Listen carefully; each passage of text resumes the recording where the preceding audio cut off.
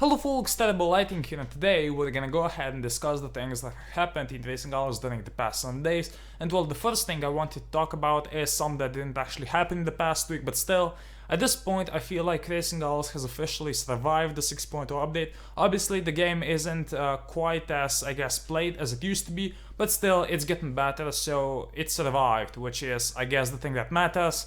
Obviously, I will still have to look for other games to play, but at this point, Racing Hours is doing just fine. And still, this week, not the greatest for Racing Hours, not a whole lot of things happened, but some things will really change quite soon, so I'm quite looking forward to that. But this week's third car, the Mustang Rivals Edition, not a great car, had 3 generations out already, and well, this wrap is fine, but the car, the top 100 version, is going to be pretty much worthless, so not a huge fan of that. The bronze crate refresh happened as well, spent a whole lot of money actually opening those crates, got pretty lucky, and you know, reviewed the 2 new cards that came with it, so you guys can feel free to check the description for those videos. Now let's talk about the Racer Club. And last week was one of the worst Racer Clubs ever. I mean, you had the BMW M2 for a reward card number 1, which was just a terrible move. The card was barely worth anything, and really you should not have spent your gems last week, but at least you had the C7 Unlimited, and without that, I'm really not happy to announce that this week we had by far the worst Racer Club of all time.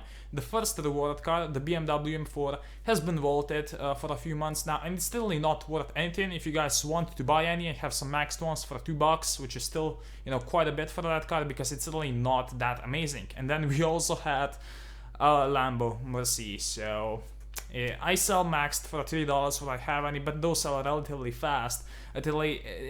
These cards are not worth, you know, spending your money. And if you are looking to spend your money, you will be, you know, better off spending that within the next 3 weeks, as we will discuss in a few seconds. But seriously, these Racer Clubs really terrible. I hope that Glue, you know, brings at least, you know, higher tier vaulted cards back, not just these really terrible RRC cars. And I don't mean terrible as in, you know, the Lamborghini Murcielago being terrible, because it is quite a useful car, but I'm saying it's terrible as, you know, as in holding value, because it's really fucking badly worth anything. Anyways, before we proceed with the rest of the video, I would like to give a huge shout out to videogamesunderground.com, because without them, this info would not be possible.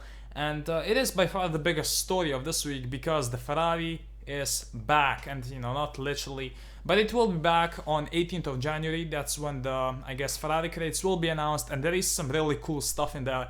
Now, first of all, disclaimer, it's Ferrari, and Ferrari pretty much forced, I guess, CA Games back in the day, and you know, has forced Glue during the past summer to really bump up the prices on these cars, so just don't be triggered too much. It's not something that everyone will be able to afford, but still, we'll get some super rare cards out of it, which I guess I'm fine, and you know, I will bring you reviews of these cards later on. But obviously, let's get straight to the point. There are Ferrari crates coming to Racing Hours, and you will be able to get some really nice cards. For example, the 550 Maranello, probably my favorite Ferrari of all time, is going to be in there, along with the racing version of it, and you'll also have the 458 Italia, and some other stuff in there as well. Probably, I mean, I'm just gonna go on ahead and assume that the, I guess, inventory items there will be super nice, but these crates will be fucking insanely expensive. So, God, this is gonna be triggerful.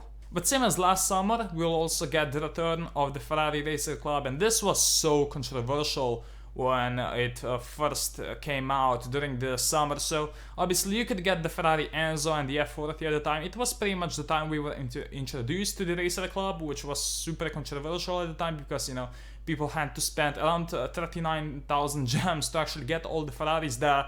And I don't think people are gonna be happy this time around either, but we are slightly more used to it, considering how, you know, terrible this week's Racer Club is. I feel like people will not complain too much, because at least you'll be able to get some nice cards out of it. And I feel like, I think that the person, Brian, well, from Video Games Underground, said that there's going to be 2 different Ferrari team Racer Clubs, and the first reward car, I guess the top, I guess tier, will be the Ferrari 599XX, which is a beast looking car. but probably my favorite will be in, you know, the second, I guess, event of the Racer Club for the Ferraris, which is going to be FXX. I'm not sure whether he was talking about the FXX or the FXXK. In either way, it's probably going to be an R3 class car and it's going to kick some serious ass, so I'm seriously looking forward to, you know, just watching them become available on the market, because there's no fucking way in hell that I'm gonna be able to afford them, but whatever. So it's definitely going to be an interesting one, so please, you know, share your opinion in the comment section. Do you just want Racer Club to be, you know, what it is right now, or do you want, you know, for Glue to change things up a bit? I feel like change is still decent, even though, you know, it's going to be super exclusive. So thank you guys for watching. My name is Jerry, and I'll see you in the next video. Bye.